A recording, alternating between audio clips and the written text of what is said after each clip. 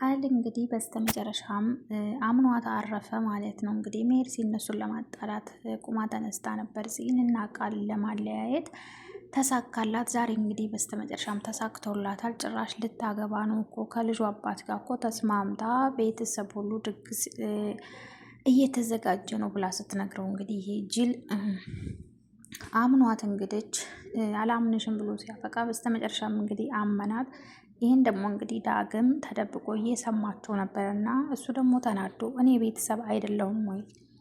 እኔ የቤተሰቡ አካል አይደለሁም ወይ? እንዴት እኔን ሳይነግሩኝ ነው ልታገባ የደረሰችው ብሎ እንግዲህ ሲናደድና ራሱን ሲወቅስ፣ ከዛ እንግዲህ ለገንዬ ሲነግራት ገንዬ ደግሞ እንዴት ማን ሲያወራ ሰምታ ነው? ኧረ የለም የምን ሰርግ ነው የምልታገባ ነው ስትለው፣ እንደ መሄድ ሲኮናት ለቃል በቁም ነገር ስታወራ የሰማሁት ብሎ እንግዲህ ሲነግራት ገንዬ በጣም ተናዳለች። ሹራ እንግዲህ አባቱ ተለሳልሶ እንግዲህ የትም መሄድ አይቻልም፣ ፍች የሚባል ነገር የለምና እናትህን ንገራት፣ በጭራሽ ከዚህ ቤት እንድትወጡ አልፈልግም፣ ስለዚህ የባለፈውን እንርሳው ብሎ ሲለው እንግዲህ አለፈ ነገር የሚባል የለም፣ የተናገርከኝ ነገር ይሄንን ከ199 ውሸት የተሸከመው ልጅህን አንድ እንኳ እውነት ለሌለው ልጅህ ብለህ እኔን እንደ ልጅ ሳታይን ከፍ ዝቅ አድርገህ የተናገርከኝን ንግግሮች መቼም አረሳልህም። አለፈ የሚባል የለም። በዛ ላይ እኔ ብረሳልህ እንኳ ለእናቴን የተናገርካትን እናቴን እንደዛ ከፍ ዝቅ አድርገህ ያስወጣሃትን መቼም አረሳውም፣ እሷም አትረሳውልህም። ስለዚህ እናቴ ተተስማማኝ ችግር የለውም ብሎ እንግዲህ ሱራ እናቱንም አውርቷት ነበረ። ማርኮ እንግዲህ አይሄዱም፣ ከቤታቸው አይወጡም። ስለዚህ እነሱም ቤታቸው ነው ከወንድምህ ጋር ተስማምተህ ተቀመጥ ሲለው እንግዲህ ተናዶ ለምን አላስወጣቸውም፣ ለምን እንደወጡ በዛው አይቀሩም ብሎ ከዛ እንግዲህ ተናዶ እንዴት ሊወጡ ነው ብሎ በጣም ደስታ ሞቶ ነበር። እና አሁን ግን አይወጡም፣ ፍች የሚባል ነገር የለም፣ አንፋታም ብሎ ሲነግረው እንግዲህ ለእናቱ እንግዲህ የሆነ ዘዴ ፈጥሮ አውቆ እናናግርሻ እንዴ ብቻሽን መስፍን እንግዲህ ታውቂዋለሽ፣ አባቢ መቼም ቢሆን እናንተን ቢፈልጋችሁ ኑሮ መጀመሪያውንም አያስወጣችሁም ነበር። ስለዚህ ከድርጅቱ እንዳትካፈሉት ብሎ ነው ይሄን ነገር ያሰበው እንጂ እናንተን ፈልጓችሁ አይደለም። ቆም ብለሽ አስቢበት ሲላት እንግዲህ እውነትም ማምንህ መስሎ ነው አንተ ማትረባ፣ እንዴት ነው አባትህን ዙረህ የምታማው ብላ እንግዲህ ስትነግረው እውነት አንተን ሌላ ሰው ቢሆን አምን ነበር፣ አንተን ግን መቼም አላምንህም፣ መቼም ጥሩ ነገር ለኛ አስበህ አታውቅም ስትለው ለህሊናዬ ብዬ ነው ብሎ እንግዲህ ማርኮን አውቆ እንግዲህ ከቤት እንድትወጣለትና እንዳይታረቁ እንግዲህ እናቱን እንደዛ ብሎ ነግሯታል። አስቢበት ቁጭ ብለሽ እኔ ለራስሽ ነው ሲላት እንግዲህ ሰውየውም መቶ ሲያናግራት ከአንተ ጋር ያለኝ ነገር አብቅቷል፣ ምንም ነገር የለን፣ አንተ እንደፈለግኩ ውጭ የምትለኝ ስትፈልግ ግቢ የምትለኝ አንተ እቃ አይደለሁም ብላ እንግዲህ ተናግራውን ይህ መጨረሻዬን ውሳኔን የተናገርኩት ብሎ ነግረዋለች ማለት ነው። ሰላም አለይኩም ወራህመቱላሂ ወበረካቱ። ውድና የተከበራችሁ የተወደዳችሁ የኑራ ቤተሰብ ሰላም ብያለሁ። ሰላማችሁ ይብዛ በያላችሁበት። ለቻናል አዲስ የሆናችሁ ሰብስክራይብ፣ ላይክ፣ ሼር አድርጉ። እንግዲህ ሜርሲ ሐረግ ድራማን እንግዲህ በድጋሚ ይዤላችሁ መጥቻለሁ። ሜርሲ እንግዲህ ሀሳቧ ተሳክቶላታል። በጣም ነው የተሳካላት። በስተመጨረሻም ተሳካላት። ጽዮንና ቃልን ለማለያየት ቁማ ተነስታ ነበረ። አንዴ ከሱ እያለች እንግዲህ ሁለቱን ለማለያየት ቁማ ነበረ። ዛሬ ደግሞ እንግዲህ ብቻውን ስታገኘው ማንም ሳይሰማ እመነኝ እባክህ ልታምነኝ ይገባል ብላ እንግዲህ ውሸቷን ጽዮን ልታገባ ነው ከልጇ አባት ጋር ተስማምተው፣ እንደውም ቤተሰብ ሁሉ ተስማምቶ ድግስ ላይ ናቸው፣ ድግስ ጀምረዋል ስትለው እንግዲህ ይሄ ጅል ጭራሽ አምኗት እሷን አያምናትም ነበርና እንግዲህ ያው ልብሱን ጥሎ መሄድ ነው የቀረው። እንግዲህ ጨልሏል፣ ይጨልል። እሷን እንዴት ያምናታል? ይቅርታ ሊጠይቅ መጥቶ ያለ ስራዋን የወቀስኳት ብሎ ወደ ይቅርታው ተመልሶ እንደገና ደግሞ ይቺ እንዴት ያምናታል? መርሲን ማለት ነው። እንግዲህ በጣም ተናዷል። እንግዲህ ውሸሽን ተሆነ ግን እማረግሽን አታውቂም ብሏል። ተሳካላት እንግዲህ ሜርሲ ሁለቱንም ለማለያየት ነበረ። ቢያንስ የኔ ባይሆን እንኳን እነሱ መለያየት አለባችሁ ብላ እንግዲህ አስባ ነበር። አሁንም ተሳክቶላታል።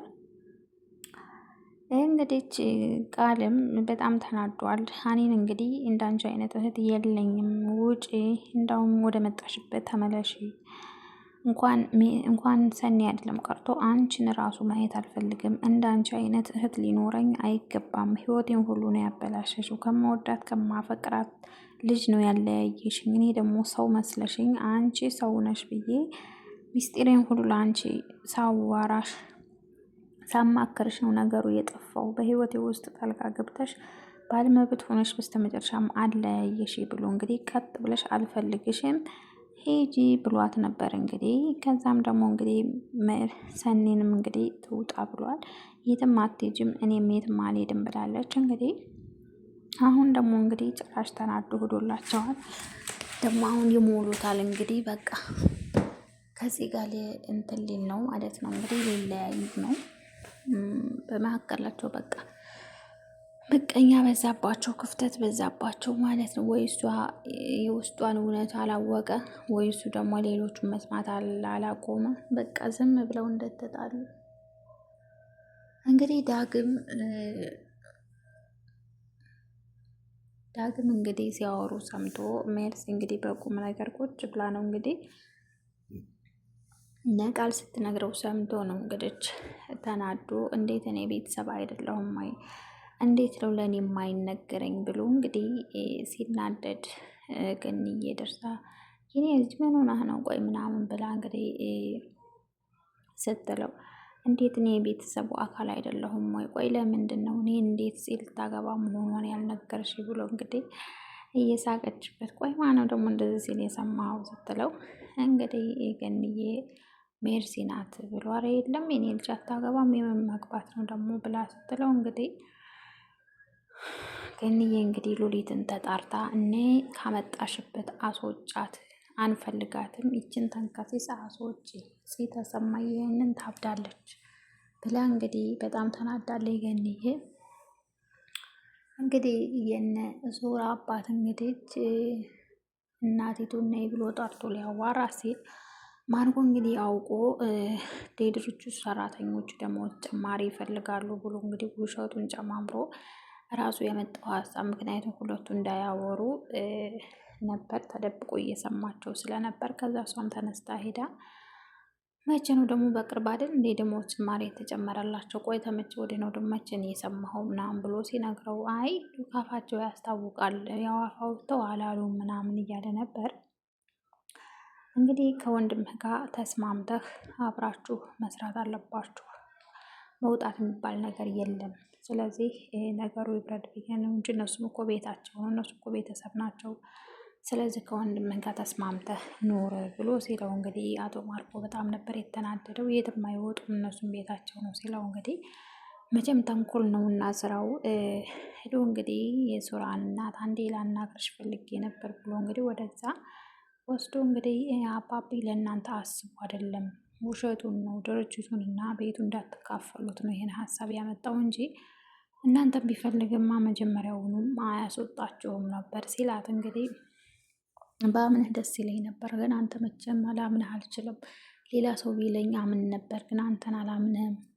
ሲጀመር እንዴት ነው አባትህን ዙረህ የምታምነው ብላ እንግዲህ የምታማው ለምንድን ነው ብላ ስትነግረው እሱም እንግዲህ ያው በስራው እንትን ብሏል። ግን ዙራ ያው ጥርጣሬ ውስጥ እንድትገባ አድርጓታል። እና እንግዲህ ሱራ ሲመጣ ቁጭ ብለው እንኳን ደስ ያለህ ተሳካልህ፣ ከዚህ ቤት አትወጣም፣ እንኳን ደስ ያለህ እያለ እንግዲህ ሱራን ሲያናገረው እንግዲህ ሊጣሉ ሲሉ እንግዲህ አባታቸው ደርሶ ተስማምታችሁ የትም መውጣት አይቻልም፣ ተስማሙና አብራችሁ ተቀመጡ፣ መውጣት የሚባል ነገር ፍች የለም፣ እናትህን የትም መሄድ አትችልም፣ ፍች የሚባል የለም ብለህ ለእናትህ ንገራት ብሎ ሲለው እንግዲህ አንተ እንደፈለግ የምታስወጣን አንተ እንደፈለግ ከልጅ ለይተህ የተናገርከኝን አሁን መቼም አረሳልህም የዚህን ከ199 ውሸት ጨርሶ ለሆነው ልጅህ ብሎ እንግዲህ ሲነግረው መቼም የተናገርከኝን አረሳም፣ እናቴንም ከፍ ዝቅ አድርገህ የተናገርካትን አረሳልህም ዙር ብሎ እንግዲህ ሱሬ ጀግናው ሲነግረው ዝሮ ዝሮ እናትን መካራትና የትም ፍች የሚባል የለም ንገራት ብሎ እንግዲህ ነግሮት ነበር። እኔ እንኳ እሺ ብዬ ይቅርባ አድርግልህ፣ እናቴ ግን እንደዛ ስላረካት ይቅርታ የምታደርግልህ አይመስለኝም ብሎ እንግዲህ ነግሮታል። እናቴቱም ለእናቱም ብሎ እንግዲህ ነግሯት ነበር። እናቴ እኔ ምንም ቢሆን የአባቤን አይ ማማ